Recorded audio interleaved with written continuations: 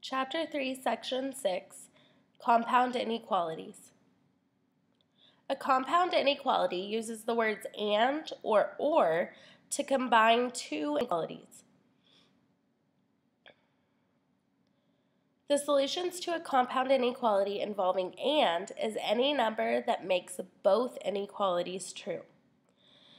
They can be solved by separating the two inequalities or by working out all three parts at the same time.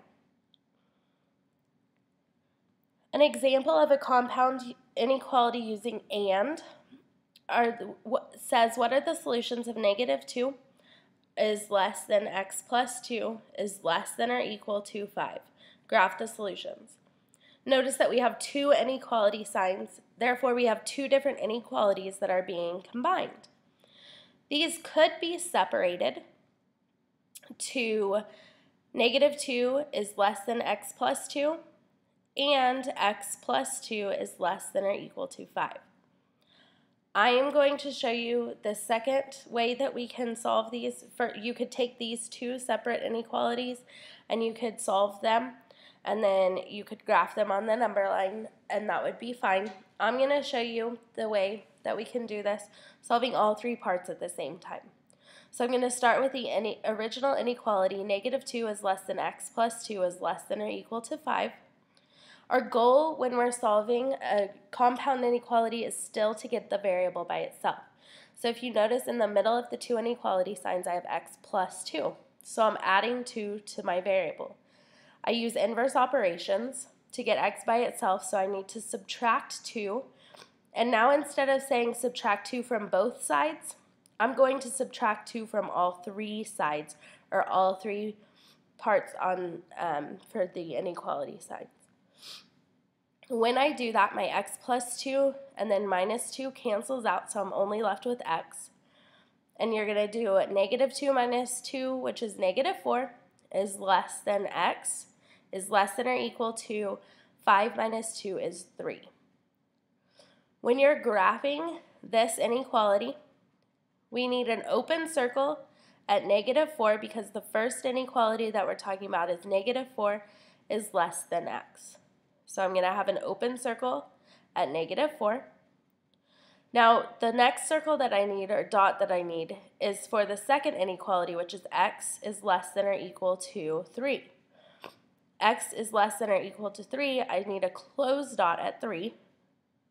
If you look back to the original, the first inequality, the -4 is less than x. We know that we need to be shading to the left, to the right of -4. And for the second inequality, we know that we need to be shading to the left of 3.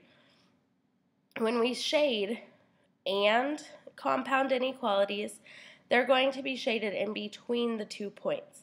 So if I would have solved for this and I could have gotten the 2 points that I needed, if I knew that it was an and compound inequality, I could have known already that I needed to shade between the 2 points.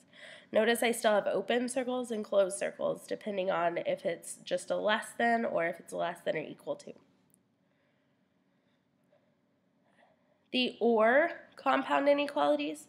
The solutions to a compound inequality involving or is any number that makes either inequality true. You must solve the two inequalities separately. So when we had and, the solution was going to make both inequalities true. When we have or, it's going to make either inequality true. And the inequalities, we have to solve them separately.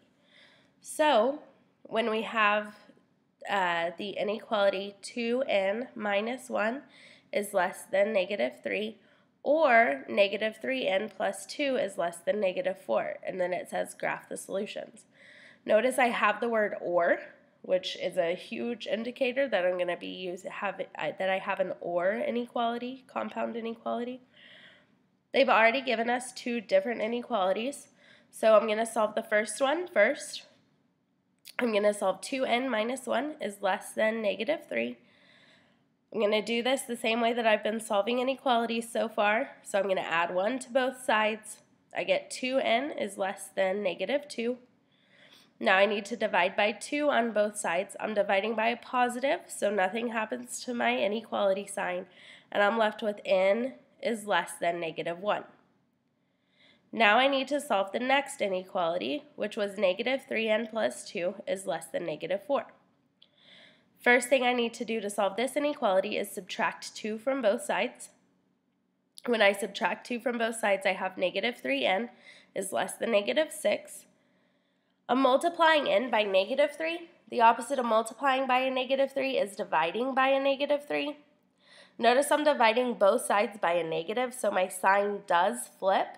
So I'm left with n is greater than, and a -6 divided by a -3 is 2.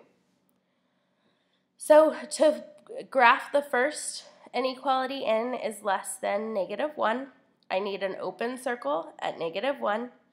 To graph the second inequality, n is greater than 2, I need an open circle at 2. Notice when I'm graphing these and I'm shading, for the first inequality, n is less than -1, I need to shade to the left. And for the second inequality, n is greater than 2, I need to shade to the right. Or compound inequalities are going to be shaded in opposite directions. So and compound inequalities were shaded between the 2 points, or compound inequalities are going to be shaded in opposite directions.